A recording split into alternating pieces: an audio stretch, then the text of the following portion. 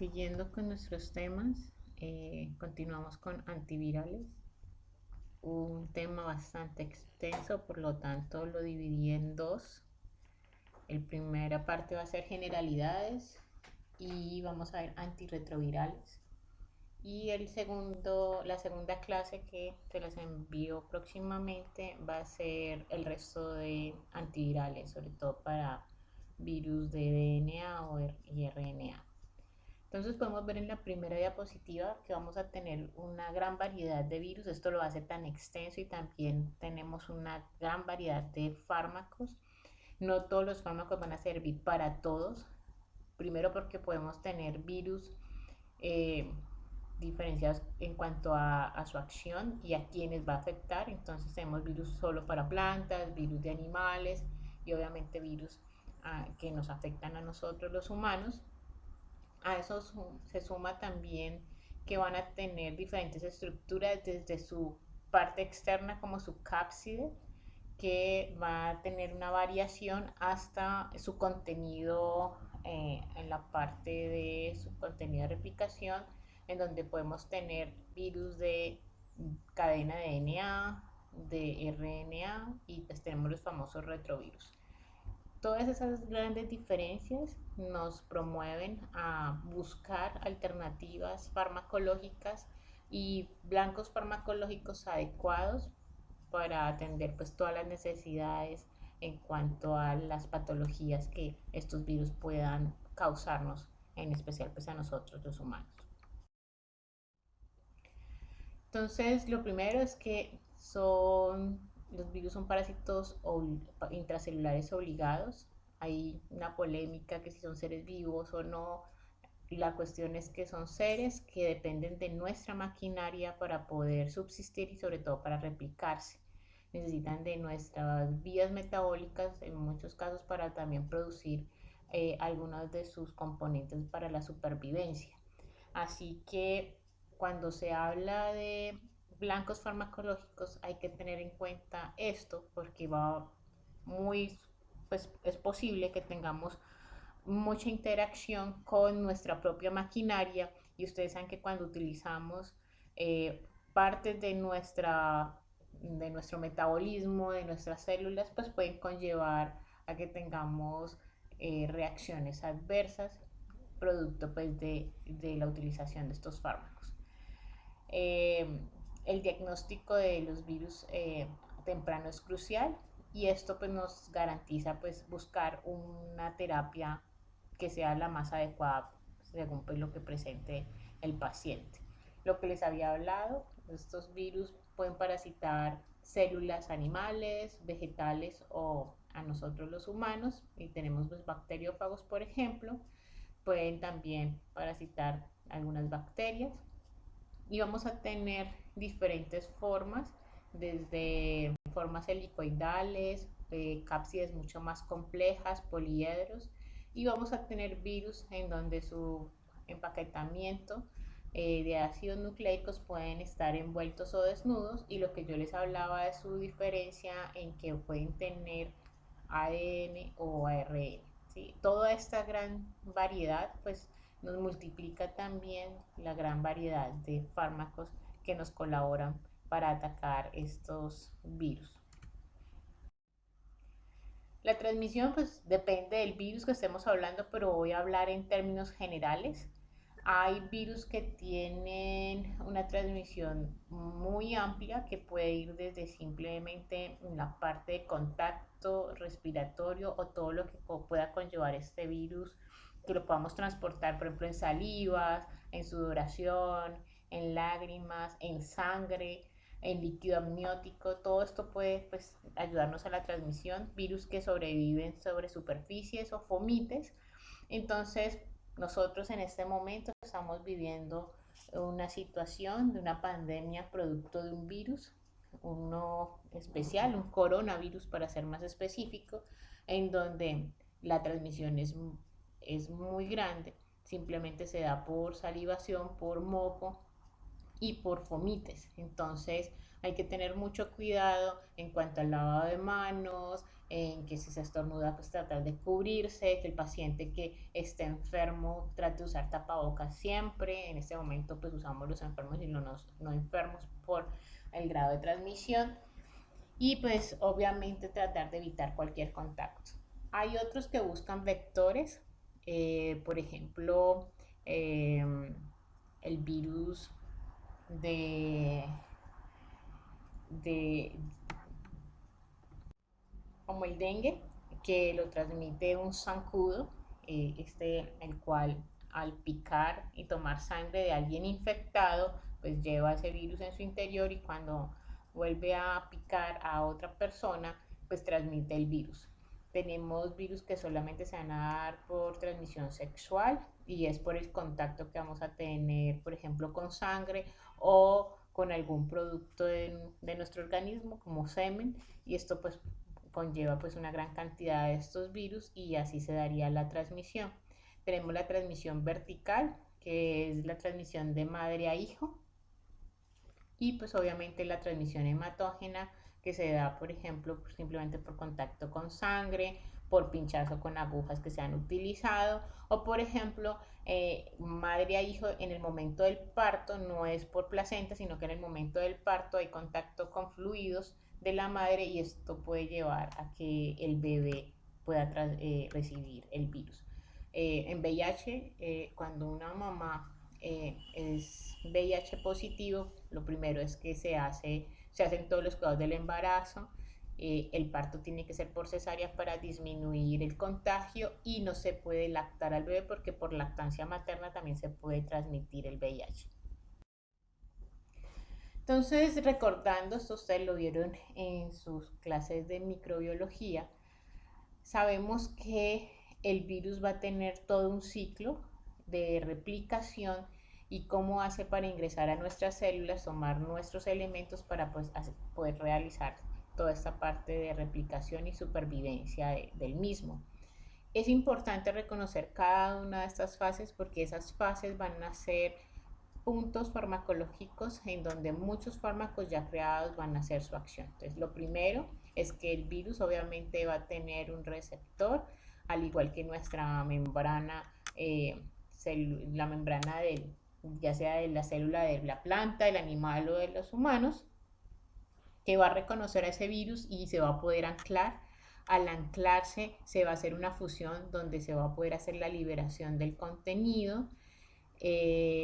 Este contenido ingresa hacia la célula y logra, gracias a una integrasa, logran llevarse esa integración de ese contenido de DNA o RNA hacia la célula, también su contenido génico, como también su DNA o RNA, se hace su integración, su multiplicación, toma algunos apartes de nuestra célula para tratar de formar o acabar de conformar esa cápside y obviamente se da el ensamblaje y salida o gemación de los viriones.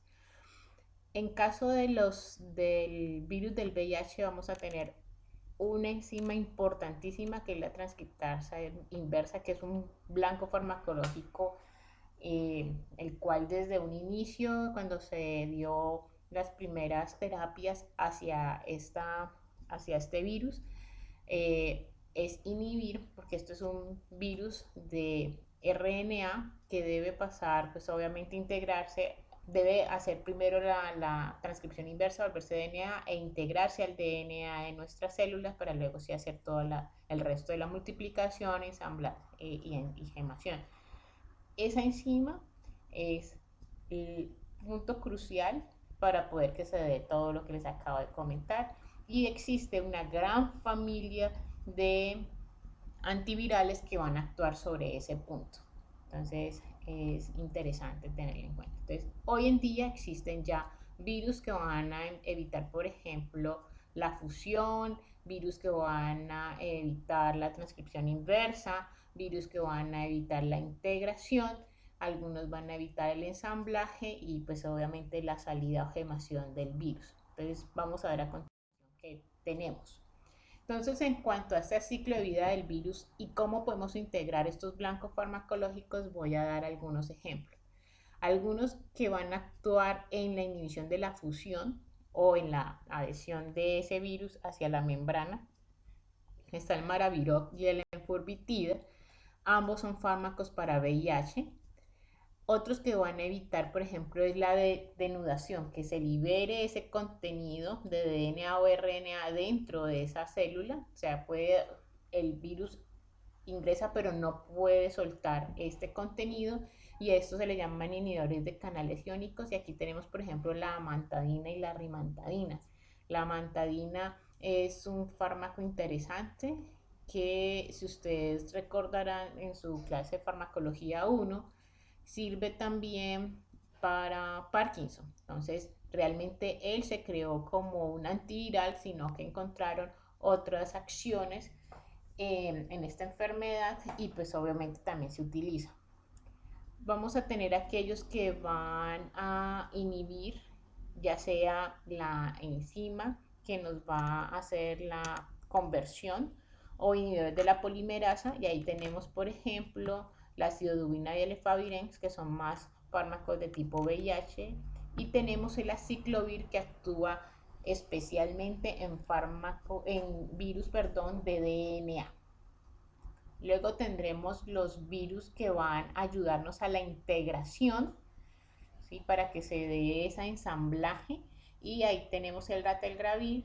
Y por último tendremos los inhibidores de proteasas, que lo que nos van a ayudar es a permitirnos, pues obviamente, una maduración de estos viriones para poder, pues, que se dé la salida. Aquí tenemos el ritonavir, y por último los inhibidores de la neuraminidasa, que nos van a dar la salida de los fármacos o liberación de los viriones maduros, como el zanamivir o el ezetimibe. Entonces, todos estos son fármacos que van a tener diferentes acciones, y vamos a ver que, ejemplo, el VIH es un retrovirus muy interesante, que además no se puede utilizar una monoterapia, porque fácilmente este virus crea toda la maquinaria necesaria para crear la resistencia a los fármacos. Por eso ustedes se van a dar cuenta que se da mínimo 3 fármacos para poder actuar en diferentes puntos de todo este ciclo de vida del virus, y así, al atacar en varios puntos, no se da como esa facilidad para la creación de resistencia. Entonces, vamos a hablar ahora sí del VIH, y nos vamos a encargar de un pequeño repaso, y obviamente de la farmacología para el virus de inmunodeficiencia adquirida.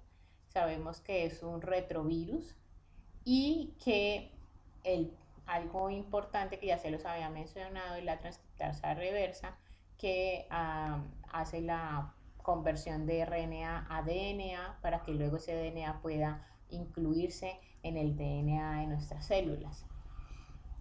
Vamos a tener unas características. Este es un fármaco, un retrovirus es un retrovirus que va a tener una cápside completa, y que va a tener unas glucoproteínas de superficie que van a ser uno de los puntos importantes de anclaje del virus sobre las células.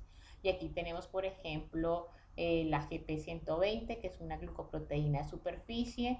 En la parte de la membrana, por ejemplo, vamos a tener la GP41 y una proteína de matriz como la P17. Tenemos en la capa interna, pues obviamente, el RNA viral de doble cadena. Vamos a tener enzimas, proteasas, integrasas y la transcriptasa, que son como las encargadas de toda la parte metabólica y poder la inclusión de ese material genético en nuestras células. Esta es una enfermedad que llegó a nosotros más o menos en los años 80. No se conocía absolutamente nada, simplemente se veían unas manifestaciones en los pacientes donde adquirían unas infecciones, especialmente por patógenos que eran de tipo oportunista, como por ejemplo cándidas y esto, pero se presentaban infecciones sistémicas graves. El paciente empezaba a tener pues todas las consecuencias de una inmunodeficiencia y pues obviamente una replicación viral importante. Pues hoy en día se conoce mucho más, se conoce gran cantidad de fármacos. Los pacientes con VIH, muchos quedan simplemente como portadores y pues, y aquellos que ya se tienen el síndrome de inmunodeficiencia, que ya es el SIDA, donde ya tenemos la manifestación de la enfermedad.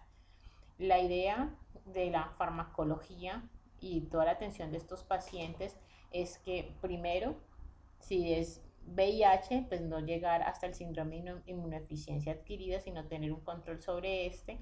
Y si ya sí tenemos el síndrome, tener una carga viral baja y tener una CD4 con un número importante para que tengamos un sistema inmunológico competente.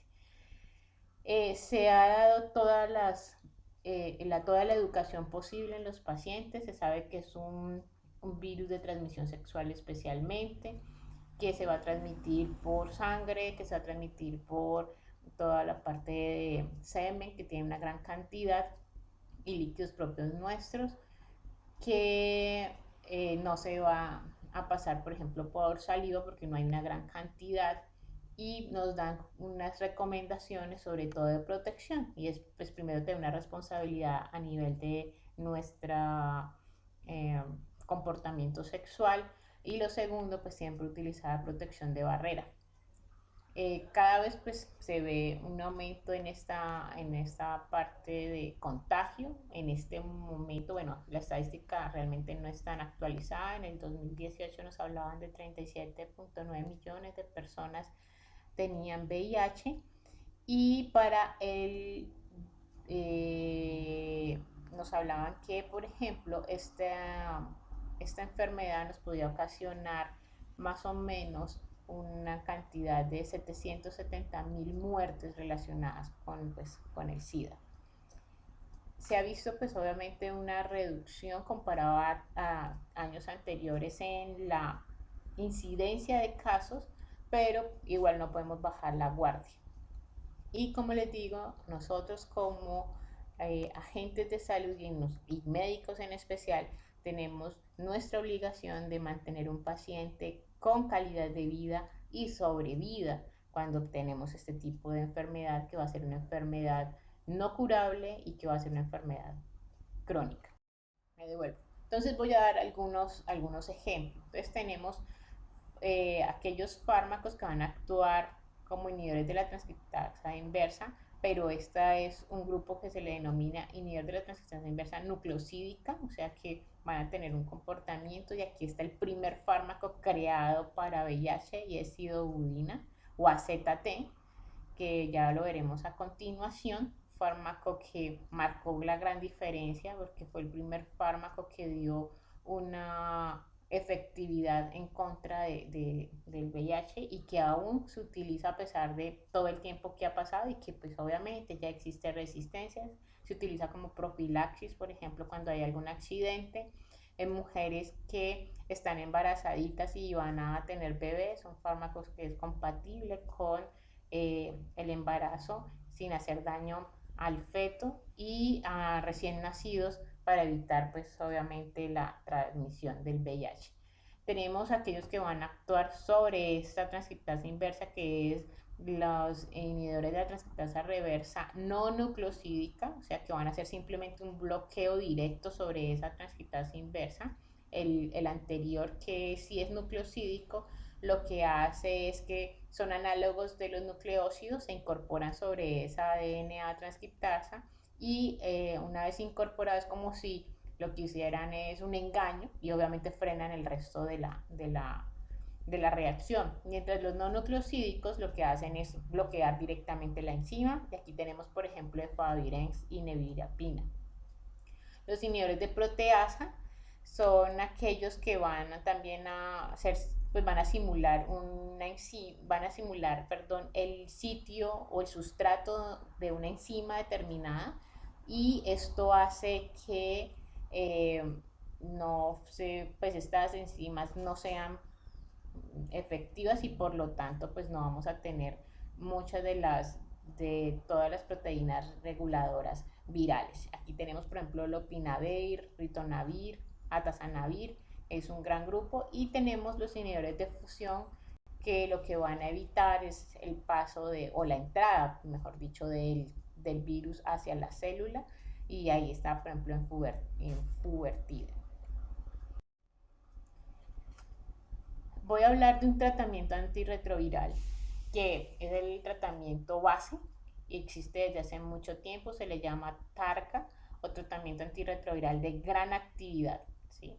Es un tratamiento que tiene 3 fármacos, ya les voy a contar en qué consiste, y lo que busca es que cuando un paciente tiene síndrome de inmunodeficiencia adquirida, tratar de hacer una sinergia con estos fármacos tratando pues de lograr unas metas terapéuticas importantes en el paciente. Entonces, cuando yo utilizo Targa, lo que uno trata de hacer es que lo que les había dicho anteriormente, el objetivo más importante es prolongar y mejorar la calidad de vida de los pacientes, reducción de la carga viral. Cuando yo reduzco la carga viral, pues obviamente no voy a tener sintomatología y la parte de contagio se disminuye.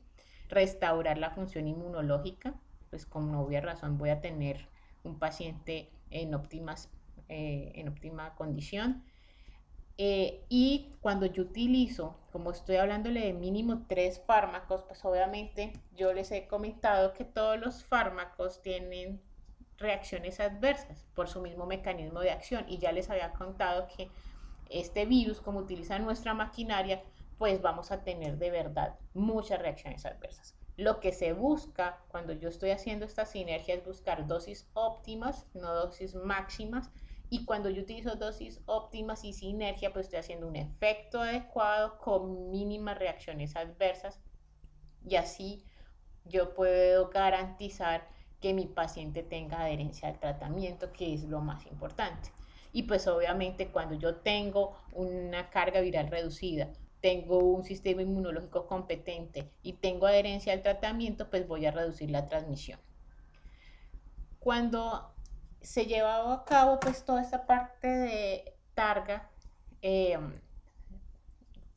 había realmente un dilema, y era cuándo iniciarlo, ¿sí? Cuando el paciente apenas llega y por casualidad, o sea, puede ser que sea sintomático y se le toma un examen y resulta que es VIH positivo, había que iniciar el fármaco, todo este tratamiento antirretroviral para evitar que lleguemos al síndrome de inmunodeficiencia adquirida, o cuando ya el paciente realmente tendría el síndrome de inmunodeficiencia adquirida. Todo esto pues obviamente llevó pues a consenso de infectólogos, y buscaban pues los pros y los contras. Entonces les voy a contar cuáles eran los beneficios cuando se iniciaba Targa tempranamente. Entonces pues obviamente si yo estoy empezando este tratamiento antirretroviral desde temprano, pues voy a tener una replicación menor del virus, y esto pues me conlleva pues al resto de cosas. Podría preservar la función inmune y podría de pronto disminuir el riesgo de transmisión viral. Pero la verdad es que, como les digo, había ciertas cosas. Primero, pues el paciente no se sentía enfermo y muchas veces perdían la adherencia al tratamiento, y lo segundo es que podía presentarse resistencias. Pero si yo no empiezo temprano, ¿cuáles serían los riesgos? Entonces, pues obviamente disminución de la calidad y la cantidad de vida del paciente, pues obviamente podría también alterar la adherencia, empezar a tener resistencias, pues dependiendo de si no se está haciendo un buen tratamiento, y el riesgo de transmisión, ¿sí? Entonces, empezaron a hacer todo un juego de mirar cuándo era necesario empezar y que tuviéramos todos los beneficios y disminuyendo los riesgos. Entonces se llevó a un consenso. Miraban si el paciente tenía síntomas ya del síndrome de inmunodeficiencia, la cantidad de CD4 y obviamente la carga viral. Entonces, si mi paciente, por ejemplo, ya tenía síntomas severos del síndrome de inmunodeficiencia adquirida, no importaba la cantidad de CD4 ni la carga viral, se debía tratar, ¿sí? Sin pensar. Si mi paciente no tenía síntomas, pero tenía unos CD4 menor a 200 milímetros de milímetros cúbicos, perdón, pues obviamente había que empezar porque esas CD4 estaban muy bajas. Y lo otro es que si yo tenía, además de las CD4 bajas, tuviera una carga viral mayor de 55.000, pues obviamente había que tratar. La cuestión ahí gris, digamos, es cuando yo tengo unos CD4 entre 200 y 350, sí que es como ahí intermedio, entonces eso sí depende del paciente, que si tiene alguna otra afectación, si tiene enfermedades concomitantes, pues obviamente allí pues, se toma la decisión. Si mi paciente es asintomático y tiene una CD4 mayor a 350, pero tiene una carga viral alta, algunos dicen que se debería iniciar la terapia y que se debería de monitorizar simplemente la CD4. Sí, yo tengo CD4 mayor, pero la carga viral está por debajo, dice que lo mejor es estar monitorizando el paciente y esperar un poco o retrasar el inicio de la, del tratamiento TARGA o TAR como lo llaman en los Estados Unidos. Cuando yo ya estoy haciendo este tratamiento, yo tengo que mirar si mi tratamiento tiene una buena respuesta. Como les dije, o mi paciente puede no estar adherente al tratamiento o ya haya resistencia. Entonces, la manera de saber cómo se está comportando ese tratamiento, pues yo tengo que hacer una evaluación de esa efectividad. Lo primero es que yo tengo que mirar la carga viral. La carga viral tiene que disminuir y eso se mira más o menos entre la segunda y octava semana y debe disminuir por lo menos un logaritmo. Y si los virus lo que se quiere lograr es que hayan menos de 50 copias de virus por mililitro y llegar a ese punto, eso quiere decir que los virus no son detectables más o menos entre los cuarto y sexto mes. Ese es el gran logro y esa es la gran meta. Si yo llego a esto, quiere decir que mi tratamiento es efectivo, que mi paciente es adherente y que no tenemos problema. Pero si no logro disminuir entre la segunda y la octava semana el logaritmo o no llego a no tener detección de virus entre los cuarto y sexto mes del tratamiento, significa que hay una falla terapéutica. Y yo tengo que mirar qué está causando esa falla terapéutica, como puede ser la resistencia que ya se le había contado, la no adherencia al tratamiento o posiblemente que no estamos dando el tratamiento adecuado o estamos dando dosis óptimas o la interacción entre los fármacos no es la mejor, no estamos haciendo una sinergia, sino que de pronto estemos haciendo antagonismo o alguna cosa así que no esté dándonos la respuesta que queremos. Entonces, cuando queremos iniciar tratamiento, entonces se pueden dar unas combinaciones. Yo les hablaba que mínimo son 3 fármacos. Entonces, por ejemplo, nos hablan de un inhibidor de la transcriptasa reversa no nucleosídico con 2 inhibidores de transcriptasa reversa nucleosídicos, ¿sí? O 1 o 2 inhibidores de proteasas con 2 inhibidores de la transcriptasa reversa nucleosídica. ¿Sí? O otras combinaciones. Entonces aquí damos un ejemplo que es el más común. Ya hoy en día tenemos algunos mucho más eficientes como es Favirenz, lamivudina con sidodubina o tenofovir, ¿sí? Cualquiera de estos, y esto más o menos da de 3 a 5 pastillas. El problema de tener tantas pastillas diarias, pues esto hace que sea molesto y los pacientes tengan poca adherencia. Hoy en día existen ya combinaciones. Un solo fármaco trae estas combinaciones que les acabo de contar. Entonces, por ejemplo, tiene abacavir más lavidubina más sidodubina y esta es toda una sola pastilla haciendo que sea una sola toma con todos los fármacos que estamos hablando a continuación, logrando una mejor adherencia al tratamiento. Entonces vamos a hablar de los grupos. Son muchísimos los que van a estar en cada grupo, por eso lo que voy a hacer es hablar generalidades de cada grupo y voy a hablar de un representante, máximo 2 representantes por grupo. Entonces voy a empezar con los inhibidores de la transcriptasa inversa nucleosídica. Y el primero que voy a hablar, pues obviamente es acetate-oxidodubina. Este fármaco es el primero que nace.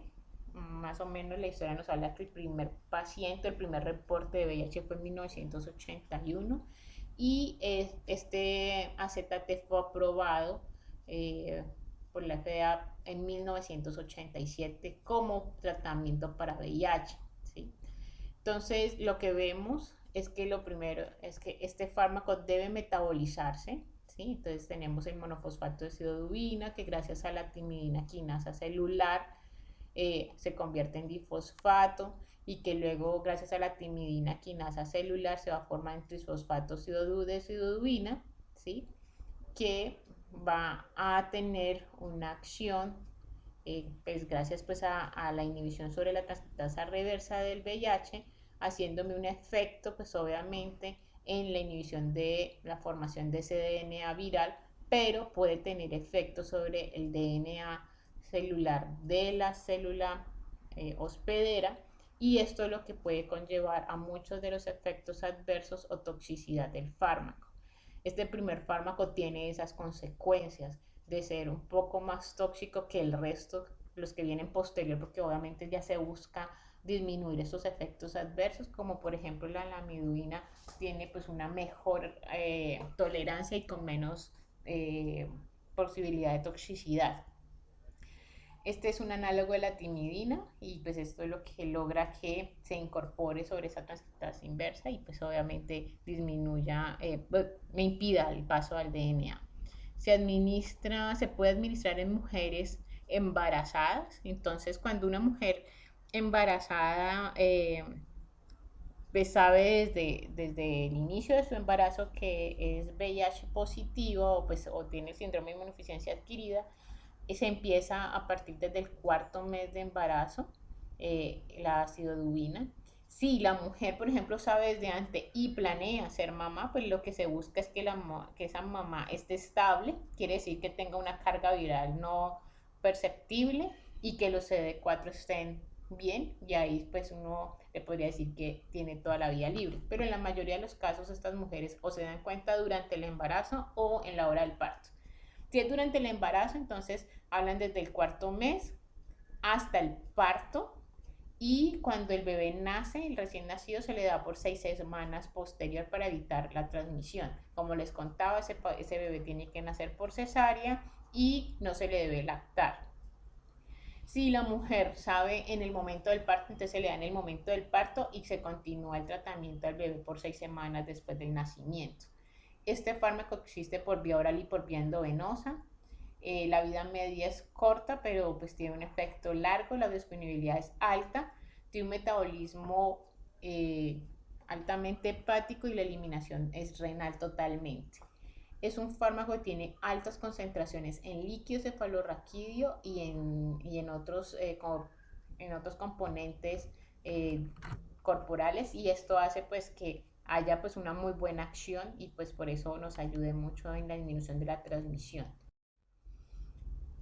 Esta acidodubina hay que tener en cuenta que va a tener interacciones medicamentosas.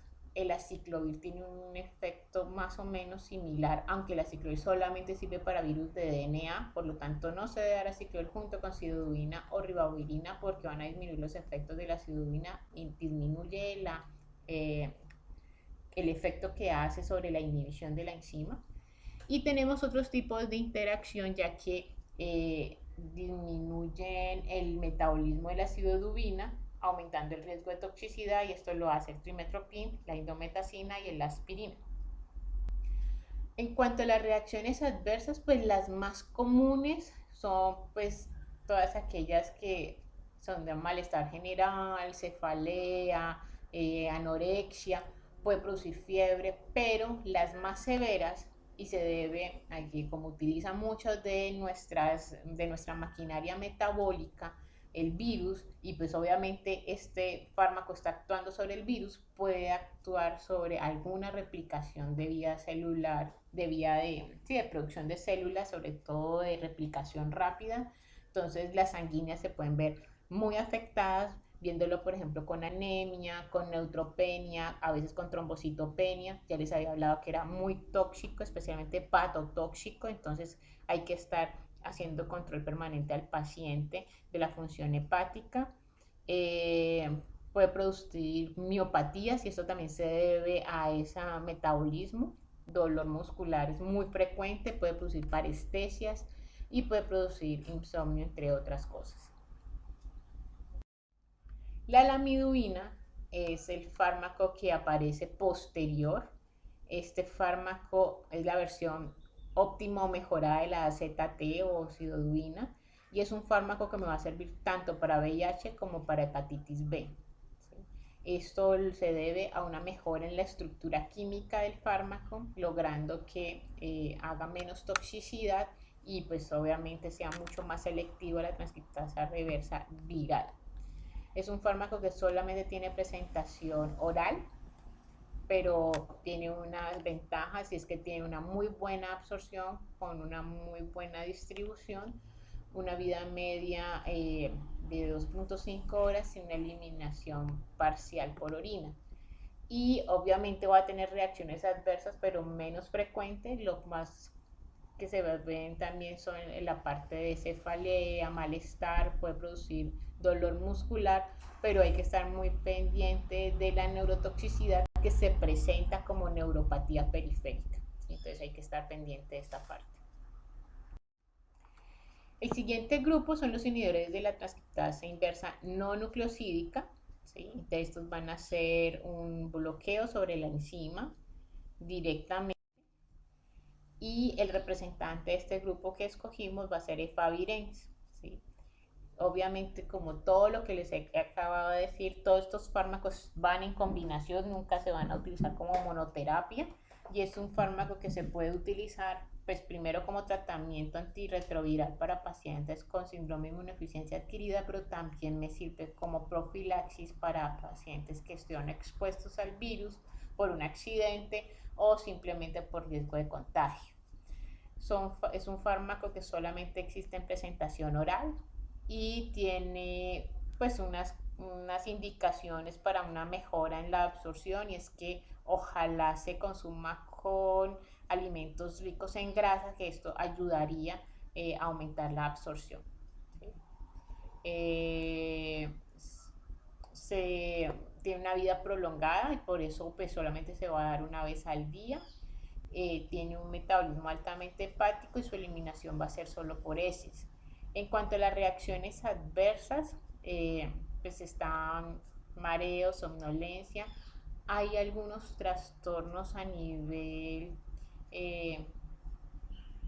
mental en los pacientes, en cual puede producir un poco de manía, ansiedad, puede producir depresión. La misma enfermedad la puede producir, pero también los medicamentos, así que hay que estar muy pendientes de eso para hacerle seguimiento a los pacientes. Puede presentar hasta psicosis. En la parte gastrointestinal, que son los más comunes, va a ser diarrea, vómito y náuseas. Me puede aumentar las enzimas hepáticas, me puede aumentar el colesterol. Por lo tanto, hay que estar muy pendiente de los pacientes en su dieta y su vida cotidiana, como la actividad física, para evitar pues obviamente estos aumentos, y si es necesario mirar qué tratamiento se le puede dar al paciente si hay un aumento del colesterol. Puede producir formación de cristales o cálculos a nivel renal y puede producir trastornos del sueño, que pues es importante abordar con el paciente. Este paciente puede actuar como inductor o inhibidor de la CYP3A4, no siempre actúa dependiendo de los fármacos con que esté interaccionando, y no es un fármaco seguro para dar en mujeres embarazadas porque puede producir anomalías congénitas. El otro grupo son los inhibidores de proteasa. Estos inhibidores de proteasa lo que hacen es inhibirme el paso del virión inmaduro al maduro, y por lo tanto pues no vamos a eliminar, no, a liberar viriones infectantes. ¿Sí? Entonces el representante de este grupo es atazanavir. Es un fármaco que solamente existe por vía oral. se debe dar con comidas ligeras, no altas en grasa, para tener una mayor absorción. Tiene una alta concentración a nivel de líquido seminal y líquido cefalorraquídeo, ayudándonos también pues a disminuir la carga viral a nivel de estos líquidos. La vida media va de 6 hasta 11 horas. Cuando se hace uso continuo aumenta el tiempo de vida media, y es un fármaco que solo no funciona, o sea, solo tiene una potencialidad baja y se necesita dar junto con ritonavir para poder que tenga un efecto mayor. ¿Sí? Su eliminación es totalmente biliar, es un fármaco categoría B, es seguro para mujeres embarazadas y también se utiliza como profiláctico cuando hay algún riesgo de contagio, por ejemplo, riesgo biológico, ¿sí? O riesgo médico. En cuanto a los efectos adversos, produce diarrea, náuseas, dolor abdominal, dispepsia, malestar. La neuropatía periférica es otro de los tantos. Casi la mayoría de los fármacos antirretrovirales afectan los nervios periféricos. Hay que estar muy pendientes y hay que dar suplementación en vitaminas para evitar esto. Puede producir alteraciones de la función hepática, y por eso hay que estar pendiente de las enzimas y de la bilirrubina. Y es un fármaco que produce dislipidemia y síndrome metabólico.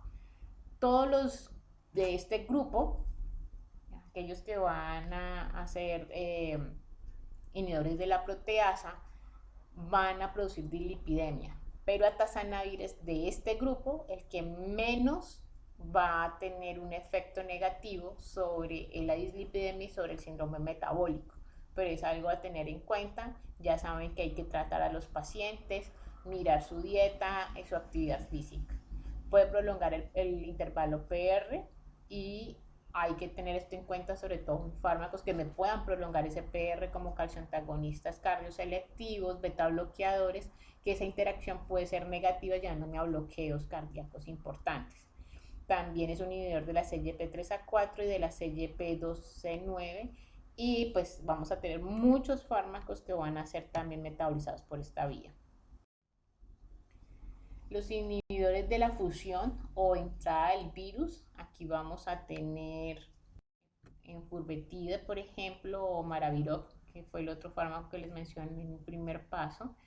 Este es un péptido que va a impedir la unión del virus, logrando anclarse en la glicoproteína 41, que yo les había mencionado que era una glicoproteína de la cápside, y pues obviamente va a evitar que el virus llegue, ancle y pues pueda fusionarse. Es un fármaco que se aplica vía subcutánea, tiene un metabolismo hepático, y a pesar de que es uno de los más nuevos, ya se han reportado algunas resistencias. En cuanto a las reacciones adversas, la más común es que se irrite la zona de aplicación, pero pues también han mencionado algo, y es que al parecer hay un aumento en la incidencia de neumonías en los pacientes que se aplican Enfurbetide, además de pues algunos malestares como náuseas, diarrea y cefalea. Los inhibidores de la integrasa son aquellos que van a bloquear la inserción, ¿sí? del ADN del virus hacia el ADN del linfocito en este caso. Y tenemos aquí el ratiagravir, es uno de los fármacos más interesantes también, y pues obviamente va a impedir la transferencia del DNA viral hacia la célula. Solamente existe en presentación oral, y es un fármaco que solamente se va a dar cuando ya tenemos resistencia en los diferentes fármacos de targa, y pues y que tenemos como opción ya de utilizar porque no tenemos otras opciones por la resistencia.